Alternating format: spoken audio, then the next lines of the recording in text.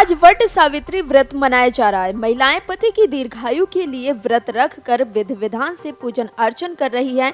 धार्मिक मान्यता के अनुसार माता सावित्री अपने पति के प्राणों को यमराज से छुड़ाकर ले आई थी। ऐसे में महिलाएं अपने पति की लंबी आयु के लिए इस व्रत को रखती हैं। गोरखपुर के पंडित डॉक्टर जोखन पांडेय शास्त्री के अनुसार वट सावित्री व्रत में प्राचीन समय से बरगद के पेड़ की पूजा करने की परंपरा चली आ रही है। इसमें एक पौराणिक कथा भी जुड़ी हुई है। मान्यता है कि वट वृक्ष ने ही सत्यवान के मृत शरीर को अपनी जटाओं में घेरे में सुरक्षित रखा था, जिससे कोई उन्हें नुकसान न पहुंचा सके। इसीलिए वट सावित्री व्रत में प्राचीन समय से ही बरगद की पूजा होती आ रही है। ऐसा माना जाता है कि बरगद के वृक्ष में भगवान ब्रह्मा, विष्णु और महेश तीनों का वास होता है। इसकी पूजा करने से पति के दीर्घायु होने के साथ ही उत्तम स्वास्थ्य की प्राप्ति होती है।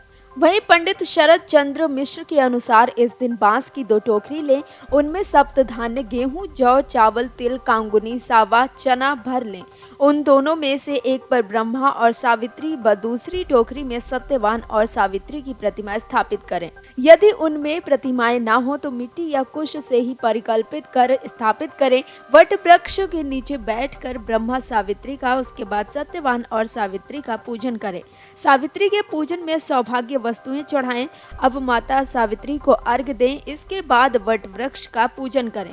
वट वृक्ष के पूजन के बाद उसकी जड़ों में प्रार्थना के साथ जल अर्पण करें। वट वृक्ष की परिक्रमा करते हुए उसके तने पर 108 बार कच्चा सूत लपेटें। यदि इतना न कर सके तो 28 बार अवश्य परिपालन करें।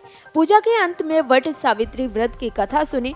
वहीं गोरखनाथ की महिलाओं का कहना है कि पति की लंबी उम्र को देखते हुए इस व्रत को रखने की परंपरा है। हिंदू धर्म में मान्यता है कि बरगद के पेड़ में त्रिदेव का वास होता है। त्रिदेव से अपने पति की लंबी उम्र की कामना के साथ ही ये व्रत रखा जाता है। प्रबंधक गीता प्रेस डॉक्टर मणिलाल तिवारी ने कहा कि सिर्फ वट सावित्री ही नहीं, सभी तरह के व्रत और त्योहार हमारी जिंदगी, समाज और राष्ट्र के लिए मायने रखते हैं। वट सावित्री का व्रत पति पत्नी के बीच में विश्वास को बढ़ाता है। आज के समय में जब रिश्ते कमजोर हो रहे हैं तो ये तीज त्योहार इसे और मजबूती देते हैं। पति पत्नी के बीच विश्वास बढ़ता है तो उसका सकारात्मक असर पूरे परिवार पर पड़ता है। आने वाली पीढ़ी यानी बेटे बेटियां भी जब रिश्तों की इस मजबूती को करीब से महसूस करते हैं तो उन्हें भी इसके मायने समझ आते हैं। आगे चलकर जब वे भी मुखिया की भूमिका में आते हैं तो ये संस्कार अपने बच्चों को हस्तांतरित करते हैं।